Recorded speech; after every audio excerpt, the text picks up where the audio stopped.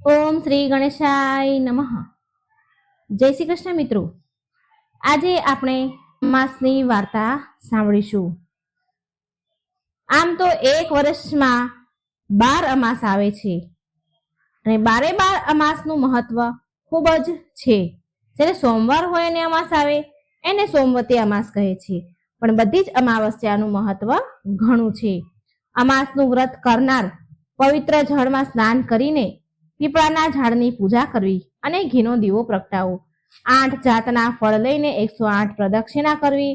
108 પ્રદક્ષિણા કર્યા બાદ 108 પ્રદક્ષિણા કર્યા પછી એ ફળ ભગવાનને અર્પણ કરવા. અને બીજું સુત્તર વીટી અને પણ પ્રદક્ષિણા કરી શકાય છે. આમ પણ તમે કરી શકો છો.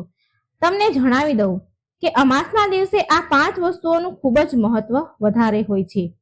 એમાં એક છે મૌન વ્રત, બીજું છે પીપળાનું પૂજન, ત્રીજું છે શ્રી હરિ અને ભગવાન શિવજીની પૂજા, ચોથું ગંગા સ્નાન અને સૌભાગ્યવતી કામના, પાંચમું જો અમાસના દિવસે આ 5 વસ્તુ કરી લઈએ તો પણ અમાસના વ્રતનું ફળ મળી જાય છે. અને કોઈ પણ સંજોગોમાં જો આપણાથી અમાસનું વ્રત નથી થતું તો પણ ચાલે છે, જો આ 5 વસ્તુ તમે કરી લો છો તો.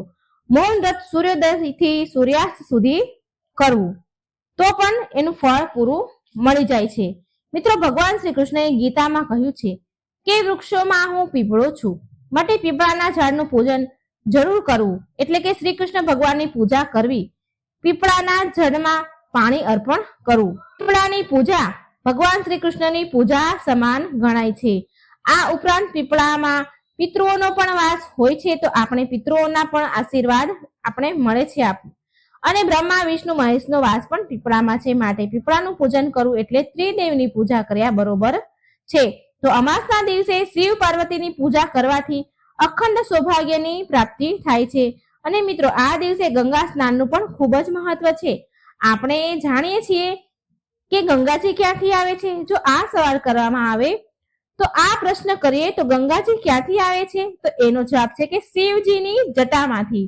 તો ગંગાજી શિવજીને સ્પર્શ કરીને આવે છે.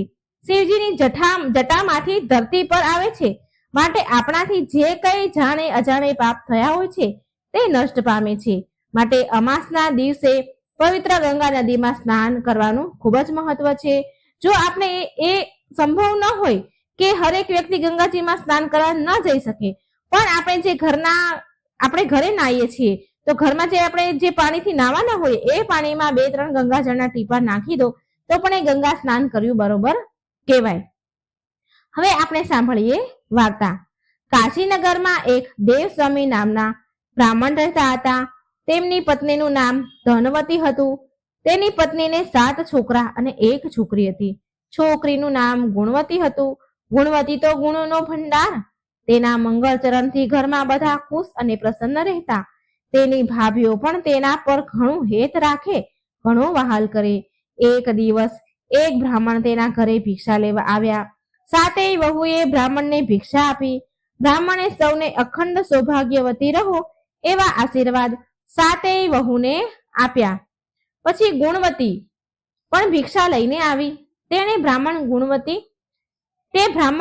ગુણવતીને જોઈ રહ્યા છે અને થોડી વાર પછી તે બ્રાહ્મણે ગુણવતીને આશીર્વાદ દીધા. બહેન ધર્મવતી થા, આમ કહીને બ્રાહ્મણ ચાલતા થયા. થોડી વાર પછી તે ગુણવતી તેની માતા પાસે આવી અને કહે છે, માં, પેલા બ્રાહ્મણે બધી ભાભીઓને અખંડ સૌભાગ્યવતીના આશીર્વાદ આપ્યા અને મને ધર્મવતી થા એવું કહ્યું. મને આવું કેમ કહ્યું? પુત્રીની વાત સાંભળી ધર્મવતીને નવાઈ લાગી. જ્યારે બીજે દિવસે તે બ્રાહ્મણ ફરી ભિક્ષા લેવા આવ્યા એટલે ધર્મવતીએ એ બ્રાહ્મણને કહ્યું, મહારાજ, તમે મારી 7 વહુને અખંડ સૌભાગ્યવતીના આશીર્વાદ દીધા, પણ મારી દીકરીને ધર્મવતી થા એમ કેમ કહ્યું? એટલે બ્રાહ્મણ મહારાજ બોલ્યા કે મેં જે કહ્યું છે તે બરાબર કહ્યું છે. અને કહે છે કે જ્યારે ગુણવતીના લગ્ન લેવાશે ત્યારે સપ્તપદી 7 ફેરા ફરતી વખતે તેનો પતિ મૃત્યુ પામશે, ગુણવતી વિધવા થશે. આટલું સાંભળતા જ તેની માનું હૃદય થડકી ઉઠ્યું અને કાંપી ઉઠ્યું અને ગુણવતી પણ રડવા લાગી. આ જોઈ અને બ્રાહ્મણ કહે છે કે બહેન, મેં એટલા જ માટે કહ્યું હતું કે તારે અત્યારથી જ તારે ધર્મ સંગ્રહ કરવો જોઈએ, ધર્મના રસ્તા પર ચાલવું જોઈએ અને ધર્મ સંગ્રહ કરવો જોઈએ, માટે મેં ધર્મવતી થા એવું કહ્યું હતું. આ પછી બ્રાહ્મણ મહારાજ ગુણવતીને આશ્વાસન દેતા કહે છે ત્યારે ધર્મવતી ગુણવતીની માં બ્રાહ્મણને કહેવા લાગી, મહારાજ, અમને એવો કોઈ ઉપાય બતાવો કે જેથી મારી ફૂલ જેવી દીકરીનું રંડાપામાંથી બચી જાય, તેને વિધવા થઈને જીવવું ન પડે. ધર્મવતીની વાત સાંભળી મહારાજ બોલ્યા કે જો તમે સિંહલ દ્વીપમાંથી સોના ધોબણને તમારા ઘરે લઈ આવશો તો તમારી દીકરી દુઃખમાંથી બચી જશે, પરંતુ એ કામ ઘણું કઠણ છે. આમ કહી બ્રાહ્મણ ત્યાંથી ચાલતા થયા. આ વાત ધર્મવતીએ તેના પતિને કહી અને આ સાંભળી દેવ સ્વામી વિચારમાં પડી ગયા. સિંહલ દ્વીપમાં જવું શી રીતે? અને એમણે તો તેના 7 પુત્રોને બોલાવ્યા અને સિંહલ દ્વીપમાં જવાનું કહ્યું. એટલે તેમના 6 પુત્રો જે છોકરા છે એ ચૂપ રહ્યા, પણ સાથે તેમનો નાનો જે દીકરો હતો શિવ સ્વામી તે સિંહલ દ્વીપમાં જવા માટે તૈયાર થઈ ગયો. શિવ સ્વામી અને ગુણવતી સિંહલ દ્વીપમાં જવા ચાલતા નીકળી ગયા. વનવગડા વીંધતા જાય છે. જો ભૂખ લાગે તો વનવગડામાંથી ફળ ફૂલો ખાતા જાય છે. તે બંને ભાઈ બહેન સમુદ્ર કાંઠે આવી પહોંચ્યા. ભાઈ બહેન થાકીને લોથપોથ થઈ ગયા અને સમુદ્ર પર આવીને વિચાર કરે છે કે સમુદ્ર ઓળંગવો શી રીતે. આમ વિચાર કરતા કરતા તે ભાઈ બહેન એક વડના ઝાડ પાસે નીચે બેસી ગયા. આ વડ ઉપર એક ગીધ પક્ષી તેના બચ્ચા સાથે રહેતું હતું. તે ગીધ વડના ઝાડ પર તેના બચ્ચા માટે ખાવાનું લઈને આવ્યો. તે ગીધ તેના બચ્ચાને કહે છે, આજે તો હું સરસ ખાવાનું લાવ્યો છું, પેટ ભરીને ખાઓ.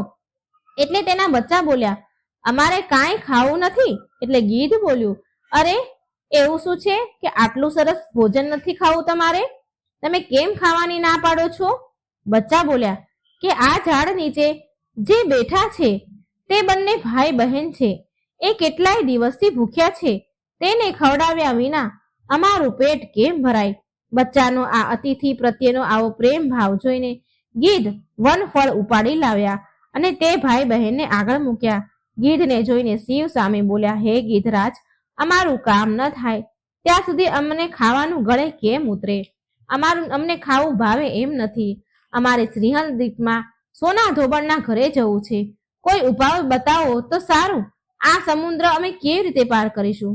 આ સાંભળે ગીધ બોલ્યું, તમે ચિંતા ન કરો, હમણાં જ તમને સિંહલ દ્વીપમાં પહોંચાડી દઉં છું. તમે નિરાતે જમી લો. ગીધની વાત સાંભળી ભાઈ બહેન મનને શાંતિ થઈ અને વનફળ ખાઈ લીધા. આ ગીધ સામાન્ય ગીધ ન હતું. આ ગીધ જો ધારે ને તો 10 માણસોને સામટા ઉપાડી શકે તેવો બળવાન હતું. તેણે પોતાની પીઠ ઉપર ભાઈ બહેનને બેસાડી લીધા અને આકાશ માર્ગે ઉડવા લાગ્યું. ગીધ ઘડીક વારમાં જ ઉછળતા સાગરને પહેલે પાર પહોંચી ગયું અને સોના ધોબણના ઘર આગળ બંને ભાઈ બહેનને ઉતારી દીધા. સવાર થવાની હજી વાર હતી કે ભાઈ અને બહેન વિચાર કરી રહ્યા હતા, હવે શું કરવું? ગુણવતીએ કહ્યું, ભાઈ, આપણે સોના ધોબણની કઈ સેવા ચાકરી કરીએ તો સોના ધોબણ રાજી થાય. આમ વિચારી ગુણવતીએ તેના ઘર આંગણામાંથી કચરો કાઢવા માંડી. શિવ સ્વામી કુવેથી પાણી ભરી લાવ્યો. ગુણવતીએ સોના ધોબણનું આંગણું લીપીને સ્વચ્છ કર્યું અને સૂર્ય ઉગે તે પહેલા તે બંને ત્યાંથી દૂર જઈને બેઠા. સવાર પડી. સોના ધોબણ આળસ મરડીને ઉઠી તે ઘરની બહાર નીકળી અને તેણે આંગણું જોયું તો તેના આશ્ચર્યનું પાર ન રહ્યું. એ ઊભી વિચાર કરવા લાગી, અરે મારું આંગણું કોણે લીપ્યું હશે? વિચારમાં પડી ગઈ. એને કઈ સમજ પડી નહીં. આમ રોજ ભાઈ બહેન નિત્ય સવારે સોના ધોબણનું આંગણું લીપવા આવે અને ચાલ્યા જાય. સોના ધોબણ રોજ સવારે જુએ અને નવાઈ પામે અને આજે તો રાત્રે જાગતી બેસતી રહી. તે રાતનો છેલ્લો પહોર થયો ત્યાં તો સોના ધોબણે 2 જણાને આંગણું લીપતા જોયા. સોના ધોબણ દોડી આવી અને તેમને પૂછ્યું કે ભાઈ, તમે કોણ છો? મારું આંગણું રોજ તમે શા માટે લીપો છો? શિવ સ્વામી બોલ્યા, હું બ્રાહ્મણનો દીકરો છું અને આ મારી બહેન ગુણવતી છે. અમે તમને તેડવા આવ્યા છીએ. અમે તમારી સેવા ચાકરી કરીને તેમને રાજી કરવા માંગીએ છીએ. સોના ધોબણ તો ચિંતામાં પડી ગઈ કે બ્રાહ્મણના દીકરા મારું ઘર લીપે. તે બોલી ઉઠી, ભાઈ, તમે મારા અતિથિ છો, મારે તમારે સેવા કરવી જોઈએ, અને વળી તમે બ્રાહ્મણ છો એટલે જો હું તમારી પાસે કામ કરાવું તો પાપમાં પડું. તમારે જો કામ હોય તે મને કહો, હું આનંદથી કરીશ. શિવ સ્વામીએ તેની પોતાની બહેનની બધી જ વાત કહી અને ગમે તે રીતે ગુણવતીના લગ્ન સમયે તેમને ઉપસ્થિત રહેવાનો આગ્રહ કર્યો. સોના ધોબણે તેના પોતાના દીકરાની વહુઓને કહ્યું, હું જાઉં છું, જો આપણા ઘરે કોઈ મરી જાય તો હું આવું ત્યાં સુધી સાચવી રાખજો. આમ કહી સોના તેના વ્રતના પ્રભાવે આકાશ માર્ગે ઉડી શિવ સ્વામી અને ગુણવતીને લઈને ઘણી વારમાં બધા કાશીનગર આવી ગયા. સોના ધોબણને પોતાને ત્યાં આવેલી જોઈ ગુણવતીના માતા પિતાને આનંદનો પાર ન રહ્યો. ગુણવતીના માતા પિતાએ ઉજ્જૈનના રુદ્ર શર્મા નામે એક ગુણવંત શર્માના છોકરા સાથે ગુણવતીનું વેવિશાળ કર્યું અને લગ્ન લેવડાવ્યા. ઉજ્જૈનથી જાન આવી પહોંચી. લોકો જાત જાતની અટકળો કરવા લાગ્યા, ચોરીમાં મંગળ ફેરા ફરવા લાગ્યા. ત્યાં તો રુદ્ર શર્મા બેભાન થઈને નીચે પડી ગયો. લગ્ન મંડપમાં હાહાકાર વર્તાયો. સગા વહાલા કલ્પાંત કરવા લાગ્યા. સોના ધોબણે બધાને શાંત રહેવા સમજાવ્યા અને સોના ધોબણે સોમવતી અમાસના વ્રતનું પુણ્ય અર્પણ કરીને રુદ્ર શર્મા ઉપર પાણીની અંજળી છાંટવા લાગી. રુદ્ર શર્મા તુરંત જ બેઠો થયો. સોના ધોબણના આનંદનો પાર ન રહ્યો. ગુણવતી સોના ધોબણમાં પગમાં પડી. સોના ધોબણે પ્રેમથી તેની છાતી સરસે ચાંપી દીધી. સોના વિદાય લઈ સોના ધોબણ ત્યાંથી ચાલી ગઈ. તે સિંહલ રીપમાં તેના ઘરે આવી પહોંચી. માર્ગમાં એક બાઈ કપાસનો ભાર ઉતારીને થાક ખાતી હતી અને બાઈ બોલી સોના ધોબણને કે બહેન જરા ભાર ચડાવો ને. સોના બોલી કે બહેન મારે સોમવતી અમાસનું વ્રત છે, હું તમને ભાર નહીં ચડાવું. સોના ધોબણ આગળ ચાલી તો આગળ એક બાઈ મૂળાનો ટોપલો લઈને બેઠી હતી. તે જોઈને સોનાને કહે છે કે બહેન મને ટોપલો ચડાવો ને. સોના ધોબણ બોલી બહેન મારે વ્રત છે, હું તમને ભાર નહીં ચડાવું. આમ કરી સોના ધોબણ તેના ઘરે ચાલતી થઈ. રસ્તામાં પીપળો આવ્યો એટલે સોના ધોબણે 8 ફળ લઈને 108 પીપળાની પ્રદક્ષિણા કરી અને ભગવાનનું પૂજન કર્યું. સોના ધોબણે જ્યારે સોમવતી અમાસનું પુણ્ય અર્પણ કરીને અંજલિ જ્યારે આપી હતી દેવ શર્માને, તો તે જ સમયે સોના ધોબણના ઘરે તેમના બધા જ પુત્રો મરી ગયા હતા અને બધી વહુ સોના ધોબણની એની સાસુની આવવાની વાટ જોઈને બેઠા હતા. પરંતુ સોના ધોબણે પીપળાની પ્રદક્ષિણા કરી અને ભગવાનનું પૂજન કર્યું ત્યાં તો તેના મરેલા બધા જ પુત્રો સજીવન થયા. સૌ આનંદ કરવા લાગ્યા. ગુણવતી પણ સોમવતી અમાસનું વ્રત કરવા લાગી. આવો છે આ વ્રતનો પ્રભાવ. તો મિત્રો આ હતી અમાસની વાર્તા, સોમવતી અમાસની વાર્તા. હવે આપણે સાંભળીએ સુખી અમાવસ્યાની વાર્તા. એક નગરમાં એક રાજા રાજ્ય કરતા હતા. તેની પ્રજા અતિ સુખી અને આનંદથી રહેતી હતી. રાણી પણ ખૂબ જ ધાર્મિક સ્વભાવની હતી અને પ્રજા પણ ખૂબ જ ધાર્મિક હતી. રાણી પ્રજા પ્રેમી હતી. રાજાના મહેલની સામે એક વેપારીનું હવેલી હતી, એક સાહુકારની હવેલી હતી. રાજાની રાણી અને એ સાહુકારની પત્ની બંને સહેલીઓ હતી. રાણી તેની પ્રજાને બહુ સારી રીતે રાખતી. પ્રજા પ્રેમી હતી. એક દિવસ સાહુકારની હવેલીમાંથી તેની પત્નીનો રડવાનો અવાજ આવી રહ્યો હતો. બહુ વિલાપ કરી રહી હતી. રાણીએ હવેલીમાંથી રડવાનો અવાજ સાંભળ્યો તો રાણીએ રાજાને રડવાનું અવાજનું કારણ પૂછ્યું. તો રાજાએ કહ્યું, તે શેઠનો પુત્ર મરી ગયો છે, માટે શેઠની પત્ની તેના છોકરા માટે બહુ દુઃખી થઈને રડી રહી છે. એ છોકરાની માં બહુ દુઃખી છે માટે રડે છે. રાણી બહુ ભોળી હતી. તે રાણીને કહે છે કે મહારાજ દુઃખ શું હોય, દુઃખ કોને કહેવાય? રાજાને એ સમજમાં ન આવ્યું કે રાણીને કેવી રીતે સમજાવું કે દુઃખ શું કહેવાય, દુઃખ શું હોય. રાણી પાછી બોલી, મહારાજ દુઃખ શું હોય મને કહો ને. ત્યારે રાજાએ કહ્યું કે તું તારા પુત્રને મારી નાખ તો તને સમજ પડશે કે દુઃખ શું હોય.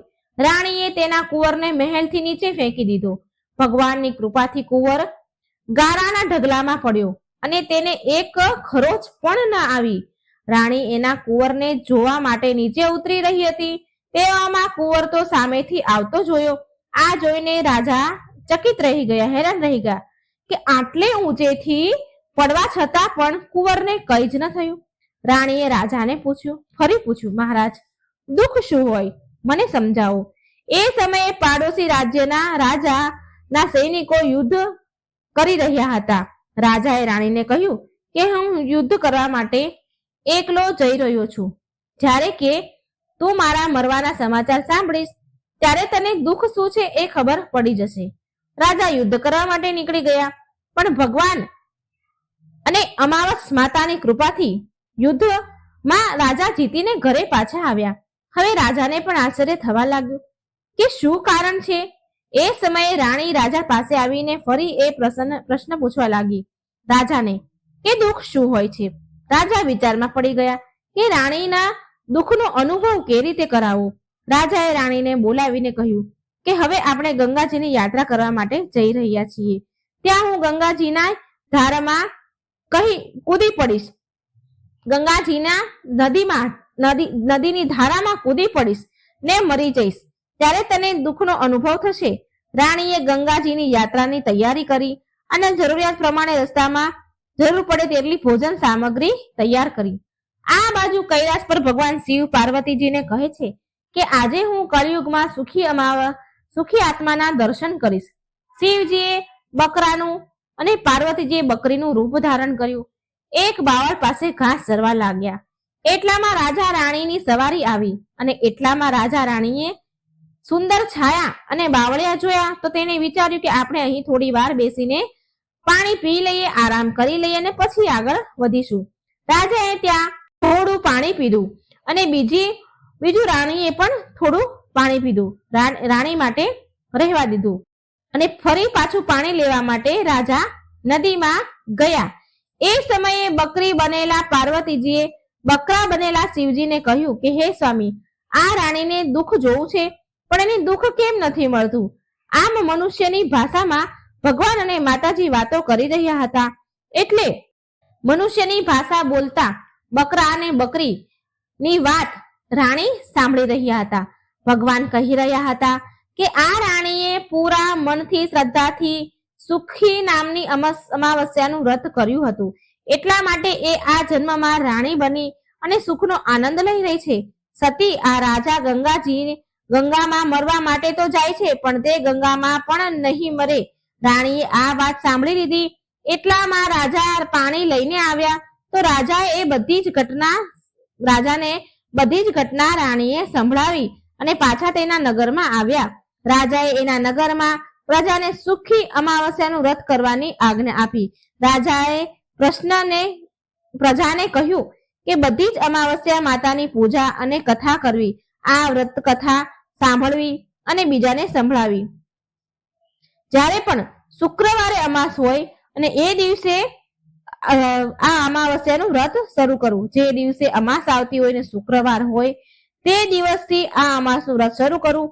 21 અમાસ સુધી વ્રત કરવું. પહેલા 5 અમાસ ઘઉંનું લાલ કપડાનું દાન રાખવું, ત્યાર પછી 5 અમાસ મગ, પછી 5 અમાવસ ચણા, પછી 5 અમાવસ મકાઈ અને પછીની 21મી અમાવસના દિવસે ચોખાનું દાન કરવું. દાનમાં જેવા રંગનું અનાજ હોય તેવા જ રંગના વસ્ત્રનું કપડાનું દાન કરવું. વ્રતના દિવસે ગાયને લીલું ઘાસ નાખવું, બ્રાહ્મણોને ભોજન અને દાન દક્ષિણા આપવી. જે મનુષ્ય 21 અમાસનું વ્રત શ્રદ્ધાપૂર્વક રાખશે તેના પર માતા અમાવસ અને ભગવાન શિવ પાર્વતીની કૃપા રહેશે. બધા જ દુઃખોથી મુક્તિ મળશે. જય અમાવસ્યા માતા. અમાસ અને પૂનમ, 2 બહેનોની વાર્તા. એક રાજ્યમાં એક રાજા રહેતા હતા. તે રાજાને 2 દીકરા અને 2 દીકરી હતી. તે રાજાની એક દીકરીનું નામ અમાવસ્યા અને બીજી દીકરીનું નામ પૂનમ હતું. પૂર્ણિમા બહુ ધાર્મિક સ્વભાવની હતી. તેને ભગવાનની ભક્તિ કરવી બહુ ગમતી હતી. તે હંમેશા પૂજા પાઠ કરતી રહેતી, ગાય માતાની પણ સેવા કરતી, ઘરના બધા જ કામ કરે. પરંતુ અમાવસ્યાનું કામ બિલકુલ વિરુદ્ધ. અમાવસ્યા કોઈ પણ કામ કરતી ન હતી અને ના તો પૂજા પાઠ કરે. તેને ભગવાનની ભક્તિમાં જરા પણ રસ ન હતો.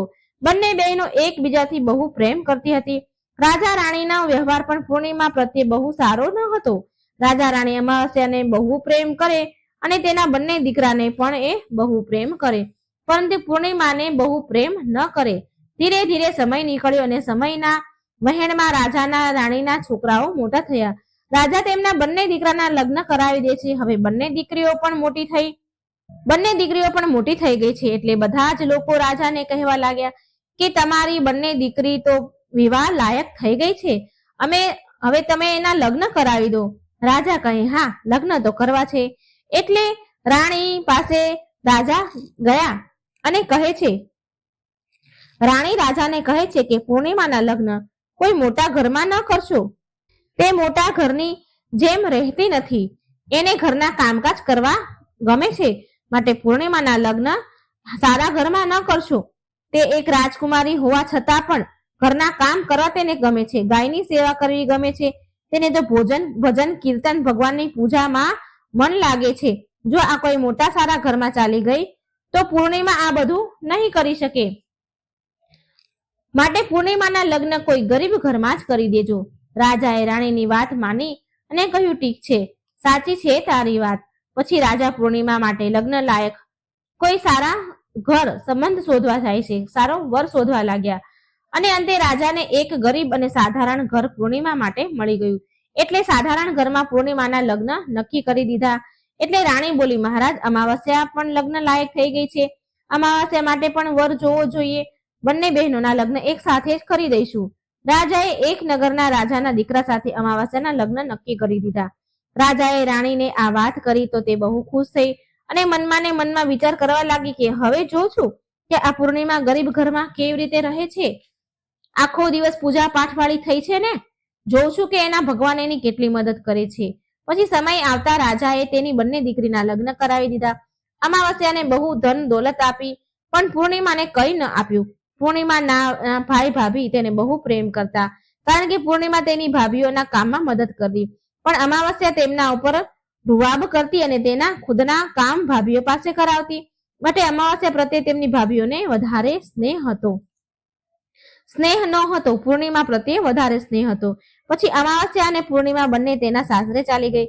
એક દિવસની વાત છે. અમાવસ્યાએ તેના ઘરમાં શિવજીની પૂજા પાઠ રખાવી, બધાને જ બોલાવ્યા તેના ઘરે, પણ તેની બહેન પૂર્ણિમાને જ ન બોલાવી. પૂર્ણિમા તેના ઘરના ઓટલે બેઠી હતી તો ગામની સ્ત્રીઓ પૂર્ણિમાને ઘરે ઓટલા ઉપર બેઠા જોઈ એટલે તેને કહ્યું કે તારી બહેન તને ઘરે ન બોલાવી? તારી બહેનના ઘરે શંકર ભગવાનની પૂજા પાઠ કરાવે છે તો તું નથી આવવાની? એટલે પૂર્ણિમા બોલી, ના બહેન, હું નથી જવાની, કેમ કે મારી બહેને મને નોતરું નથી આપ્યું, મને આમંત્રણ નથી આપ્યું, હું કેવી રીતે જાઉં? એટલે ગામની સ્ત્રીઓએ કહ્યું, બોલાવી નથી તો શું થઈ ગયું?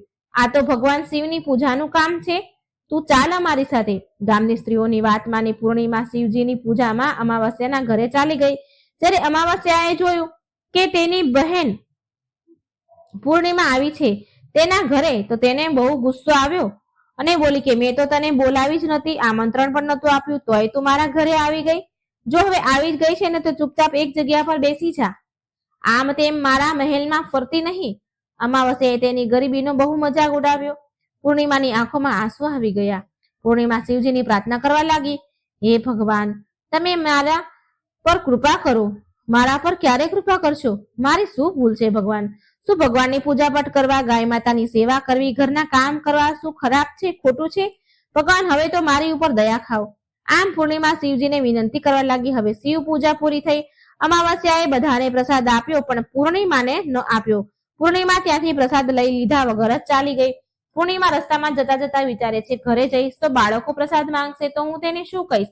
પછી તેના મનમાં એક વિચાર આવ્યો કે હું ભાઈ ભાભીને મળીને આવું. પૂર્ણિમા તેના પતિ અને બાળકોને કહીને તે પિયરને જવા નીકળી ગઈ. જ્યારે પિયર જતી હતી ત્યારે રસ્તામાં તેને એક તુલસીનું ઝાડ મળ્યું. ત્યાં એક ચબૂતરો બનેલો હતો અને ત્યાં એક વૃદ્ધ ડોશીમાં બેઠા હતા. તે વૃદ્ધ ડોશી બોલ્યા કે બેટા, તું કોણ છે અને ક્યાં જઈ રહી છે? પૂર્ણિમાએ તેનો પરિચય આપ્યો અને કહ્યું, માં, મારે પિયર જાઉં છું. તો માજીએ કહ્યું કે બેટા, જો ને આ મારો તુલસીનો છોડ સુકાઈ રહ્યો છે, આમાં તું થોડું પાણી રેડતી જા ને, અને ચબૂતરો પણ થોડો ધોઈ દે ને, બહુ ખરાબ થઈ ગયો છે, મારાથી કામ નથી થતું, તું થોડી મને ઠંડક મળશે. એટલે પૂર્ણિમાએ બહુ સારી રીતે ચબૂતરોને ધોયો, તુલસીમાના છોડમાં પાણી રેડ્યું અને તુલસીમાની પૂજા કરી અને તેણે ડોશીમાને પણ ઘસીને સારી રીતે નવડાવ્યા, પગ દબાવ્યા, સેવા કરી. પછી પૂર્ણિમા બોલી કે ડોશીમા, હવે તમારે કઈ કામ હોય તો કહો ને, અને જો ન હોય તો હું જઉં. પછી ડોશીમા બોલ્યા કે ના, બેટા હવે કઈ જ કામ નથી, તું જા બેટા. ડોશીમાએ પૂર્ણિમાને આશીર્વાદ આપ્યા અને બોલ્યા કે બેટા જ્યારે પાછી આવ ને તારા પિયરમાંથી તો અહીં મને મળીને જજે. સારું કહીને તે આગળ ચાલી. ચાલતા ચાલતા આગળ તેને એક ભગવાન શંકરનું મંદિર મળ્યું. ત્યાં પણ એક ચબૂતરો હતો. ત્યાં ચબૂતરા પાસે એક વૃદ્ધ સાધુ બેઠા હતા. મિત્રો, એ બીજું કોઈ નહીં પણ શિવજી પોતે હતા. પણ પૂર્ણિમા તેને ઓળખી ન શકી. વૃદ્ધ સાધુ બોલ્યા કે તું કોણ છે બેટા? એટલે પૂર્ણિમા બોલી, શું કામ છે મહારાજ તમારે? એટલે સાધુ મહારાજ બોલ્યા કે તું આ મંદિરની સાફ સફાઈ કરી દઈશ, બહુ ગંદુ થઈ ગયું છે, અને આ ચબૂતરો પણ થોડો ધોઈ દેજે ને, બહુ ગંદો થઈ ગયો છે, અને મારા માટે નાહવા માટે 2 ડોલ પાણી પણ ભરી આપ. તારું બહુ ઉપકાર રહેશે મારા ઉપર.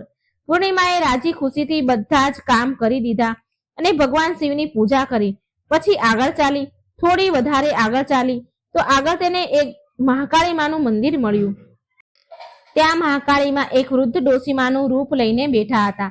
મહાકાળીમાં બોલ્યા કે બેટા તું કોણ છે? પૂર્ણિમાએ તેનું નામ કહ્યું અને પરિચય આપ્યો. એટલે પૂર્ણિમા બોલી, શું કામ છે માજી?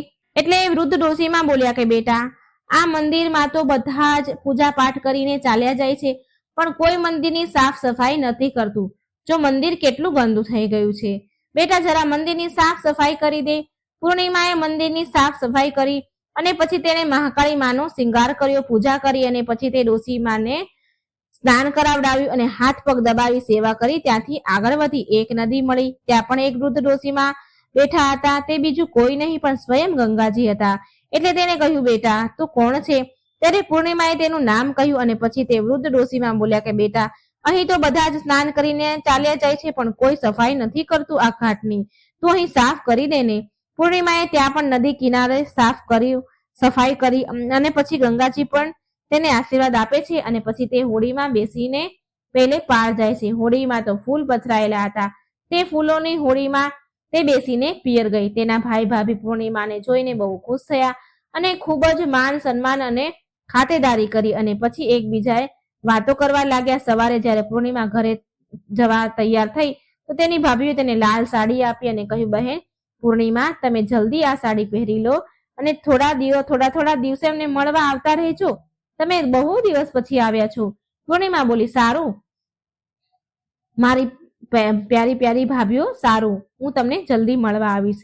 તમે મને જ્યારે બોલાવશો ત્યારે હું આવી જઈશ. અને પછી પૂર્ણિમાએ ખુશ થઈને લાલ સાડી પહેરી લીધી અને શિંગાર પણ કર્યો. ભાભીઓએ થેલો ભરીને ધન અને ઘરેણા આપ્યા, ભોજન આપ્યું. પૂર્ણિમા ત્યાંથી ચાલતી થઈ અને ચાલતા ચાલતા ફરી તે નદી મળી અને હોડીમાં બેસીને તે નદીને બીજે પાર પહોંચી તો વૃદ્ધ ડોશીમા મળ્યા જે ગંગાજી હતા. તેને કહ્યું, બેટા આવી ગઈ તારા પિયરથી? પૂર્ણિમા બોલી, હા માજી હું આવી ગઈ. અને તે ગંગાજીના રૂપમાં વૃદ્ધ માજીએ એક થેલો આપ્યો અને બોલ્યા કે આ લઈ જા બેટા. હું ક્યાં આ થેલાને લઈ જઉં? આ પારથી પેલે પાર ફેરવું, તું લઈ જા. આ થેલો બહુ ભારે છે, તું આને રસ્તામાં ન ખોલતી, આને ઘરે જઈને ખોલજે. પૂર્ણિમા બોલી, ઠીક છે માજી. અને ત્યાંથી પૂર્ણિમા ચાલતી થઈ આગળ ગઈ તો મહાકાળીમાની મંદિર આવ્યું. ત્યાં પણ ગરડા ડોશીમા બેઠા હતા. તે ડોશીમાએ પણ પૂર્ણિમાને થેલો આપ્યો અને હવે પૂર્ણિમા પાસે 3 થેલા થઈ ગયા. એક ભાઈએ આપ્યો, એક ગંગાજીએ આપ્યો અને એક મહાકાળીમાએ આપ્યો. તે ત્યાંથી આગળ ચાલી તો શિવ મંદિર આવ્યું, જ્યાં તેને સફાઈ કરી હતી. ત્યાં વૃદ્ધ સાધુના રૂપમાં જે શિવજી બેઠા હતા તેણે પણ પૂર્ણિમાને એક થેલો આપ્યો. એટલે તે લઈને આગળ ગઈ તો તુલસીમાં મળ્યા. તેણે પણ એક થેલો આપ્યો. હવે જ્યારે પૂર્ણિમા ઘરે આવી તો 5 થેલા થઈ ગયા. સૌથી પહેલા તેણે પિયરનો થેલો ખોલ્યો તો તેમાં ખાવા પીવાની વસ્તુ, કપડા, ઘરેણા હતા. પૂર્ણિમાએ ખાવા પીવાની વસ્તુ છોકરાઓને આપી. છોકરા રાજી થઈ ગયા. તેને બીજો થેલો ખોલ્યો જે ગંગાજીએ આપ્યો હતો. તેમાં તો સોના ચાંદી ભર્યા હતા. ત્રીજો થેલો ખોલ્યો જે મહાકાળીમાએ આપ્યો હતો. તેમાં 16 શિંગારનો સામાન હતો. ચોથો થેલો જે ભગવાન શિવે આપ્યો હતો એ ખોલ્યો તો તેમાં બધું જ ધન સંપત્તિ, સોના ચાંદી, હીરા મોતી હતા. 5મો થેલો જે તુલસીમાએ આપ્યો હતો એ ખોલ્યો તો તેમાં ચોખા, ઘઉં અને બધી જ જાતની અનાજની સામગ્રી હતી. હવે પૂર્ણિમાના ઘરમાં કોઈ ગરીબી ન હતી, વસ્તુની કમી ન હતી. ધન સંપત્તિ અને અન્ન ધનના ભંડારથી તેનું ઘર ભરાઈ ગયું.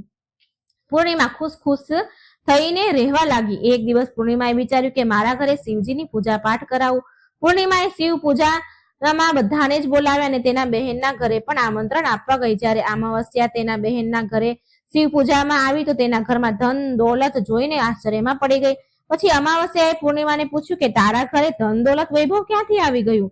એટલે પૂર્ણિમા બોલી, જો બહેન તે તારા ઘરે શિવ પૂજા રાખી હતી તો તે મને ન બોલાવી. હું તારા ઘરે વગર બોલાવે આવી, પણ તે તો મને ભગવાનનો પ્રસાદ પણ ન આપ્યો. પછી તારા ઘરેથી આવ્યા પછી હું પિયરમાં ગઈ અને આવી રીતે એક એક કરીને પૂર્ણિમાએ બધી જ વાત કરી. અમાવસ્યા બોલી, હું પણ મારા પિયર જઈશ, તું મને પણ ખરું ખોટું કહે અને મને પણ પ્રસાદ ન આપતી. એટલે પૂર્ણિમા બોલી કે આ તો ભગવાનનો પ્રસાદ છે, હું તો બધાને જ આપીશ. પણ પૂર્ણિમાના આપવા છતાં પણ અમાવસ્યાએ પ્રસાદ ન લીધો અને ઘરે જઈને બધાને કહીને તેના પિયર જવા ગઈ. રસ્તામાં પેલા વૃદ્ધ માજી તુલસીમાં બનીને બેઠા હતા એ મળ્યા. તેને કહ્યું, બેટા મારો ચબૂતરો ધોઈ દે, તુલસીમાં પાણી રેડી દે. એટલે અમાવસ્યા બોલી કે એ ડોસી, મેં આટલી મોંઘી સાડી પહેરી છે, આ ગંદી થઈ જશે, હું કઈ નવરી થોડી છું તારું કામ કરવા. એમ કહી આગળ વધી. એટલે ભગવાન શિવ મળ્યા સાધુના રૂપમાં. તો તેણે પણ અમાવસ્યાએ આવું જ કીધું. એ વૃદ્ધ દાદાને પણ અમાવસ્યા આવું ખરું ખોટું કહીને જ આગળ નીકળી. થોડી વાર પછી આગળ ગઈ તો મહાકાળીમાં મળ્યા ડોસીના રૂપમાં. તેને પણ આવો જ જવાબ આપ્યો અમાવસ્યાએ. અને ફરી આગળ ગંગાજી મળ્યા ડોસીમાના રૂપમાં, તો તેને પણ આવો જ જવાબ આપ્યો અમાવસ્યાએ. કોઈનું પણ કઈ કામ કર્યું નહીં. જ્યારે હોડીમાં બેઠી અને નદી પાર કરવા ગઈ તો હોડીમાં તો કાંટા હતા, તેના પગમાં વાગ્યા. તે તેના પિયર આવી અને એની ભાભીઓએ જોયું કે અમાવસ્યા આવી છે તો મોઢું બગાડ્યું અને બોલી કે અરે આ ક્યાંથી આવી અહીં? અરે પૂર્ણિમા પાસે તો કઈ હતું નહીં, માટે તેને બધું જ આપ્યું, પણ આ અહીં કેમ આવી છે? ચાલો કઈ વાંધો નહીં, હવે આવી જ ગઈ છે તો શું કરીએ? ભાભીઓ બોલી અમાવસ્યાને, આવો બહેન બેસો. અમાવસ્યા જમીને સુઈ ગઈ. સવાર થઈ એટલે અમાવસ્યા બોલી, ભાભી હવે હું જાઉં છું. તો ભાભી બોલી, સારું આવજો. એટલે અમાવસ્યા બોલી, ભાભી પૂર્ણિમાને જો તમે થેલો ભરી ભરીને સામાન આપ્યો તો મને કઈ નહીં આપો? તો ભાભી બોલી, જાઓ તમે ઘરે, અમે તમારા ઘરે થેલો પહોંચાડી દઈશું. પછી અમાવસ્યા ચાલી એટલે આગળ જતા નદી પાર કરીને ગંગાજી મળ્યા. ગંગાજી બોલ્યા, બેટા આવી ગઈ? અમાવસ્યા બોલી, માજી તમે તો પૂર્ણિમાને થેલો ભરીને કંઈક આપ્યું હતું, મને કઈ નહીં આપો? એટલે માજી બોલ્યા, જા બેટા, હું તારો સામાન તારા ઘરે પહોંચાડી દઈશ. આવી જ રીતે ભગવાન શિવજીએ, મહાકાળી અને તુલસીમાએ પણ કહી દીધું. જ્યારે તે ઘરે પહોંચી તો તેના આંગણામાં 5 થેલા પડ્યા હતા. જ્યારે અમાવસ્યા બધા થેલા ખોલે છે તો કોઈ થેલામાં માટી, કોઈમાં પથ્થર, સાપ, વીંછી હતા. અમાવસ્યા તેનું માથું પકડીને બેસી ગઈ અને બોલી કે હે ભગવાન, મને તો પિયરમાંથી પણ કઈ ન મળ્યું અને અહીં પણ કઈ ન મળ્યું. અને અમાવસ્યા દોડીને પૂર્ણિમા પાસે ગઈ અને બોલી કે તને કેટલું બધું ધન મળ્યું, મને તો કઈ ન મળ્યું. તો પૂર્ણિમા બોલી, જ્યારે હું પિયર જાઉં છું તો ભાભીઓની મદદ કરું છું અને તે તો ભાભીને મદદ ક્યારે પણ નથી કરી, તો ભાભી તને શું આપે? ગંગા મૈયાને પણ તે ઠુકરાવી દીધા. શિવજી, કાલીમાં, તુલસીમાં આ બધાને પણ તે ઠોકર મારી, માટે ભગવાને તને કઈ ન આપ્યું. અમાવસ્યા બોલી, બહેન મને માફ કરી દે, મેં હંમેશા તારા ઉપર અત્યાચાર કર્યો છે, ઈર્ષા કરી છે, પણ એમાં મારો કોઈ વાંક ન હતો. મને પણ ભગવાનની ભક્તિ વિશે સમજાવ, એટલે હું પણ બધું કરીશ. તો પૂર્ણિમા બોલી, બહેન સાંભળ, 3 જ વાત છે જ્ઞાનની. પહેલી વાત છે બધા જ પર દયા રાખવી, બીજી વાત છે પૂજા પાઠ કરવા અને ત્રીજી વાત છે 108 વાર ઓમ નમઃ શિવાયનો જાપ કરવો. બહેન, ભગવાને જે 3 વસ્તુ સૂત્ર આપ્યા છે તેને પ્રસાદના રૂપમાં સ્વીકાર કરી લે, તેને હૃદયમાં વસાવી લે. મેં સાચા મનથી ભગવાનની પૂજા પાઠ કર્યા છે, શ્રદ્ધાથી પાઠ કર્યા છે અને બધાની મદદ કરી છે, બધાનું કામ કર્યું છે, માટે મને બધું જ મળ્યું અને તારી પાસે જે પણ હતું તે પણ પૂરું થઈ ગયું, ખતમ થઈ ગયું. અમાવસ્યા તેના ઘરે આવી અને ખૂબ જ પૂજા પાઠ કરવા લાગી. તેની ભૂલ પર પછતાણી. ભગવાન શિવજીની તેને મનથી માફી માંગી, પૂરા મનથી શ્રદ્ધાથી માફી માંગી અને તેના ઘરમાં પણ ફરી બધું જ સારું થઈ ગયું. ભગવાન પ્રત્યે એની ભક્તિ વધી અને પછી ભગવાન શિવજીએ બધા જ દેવી દેવતા એની પર કૃપા વરસાવી. તો આવો છે અમાવસ્યા અને પૂર્ણિમાનો પ્રભાવ. મિત્રો, જો વાર્તા સારી લાગે તો લાઈક, શેર કરજો. આ ચેનલ એને સબસ્ક્રાઈબ પણ જરૂર કરી દેજો. જય શ્રી કૃષ્ણ, રાધે રાધે. Thank you.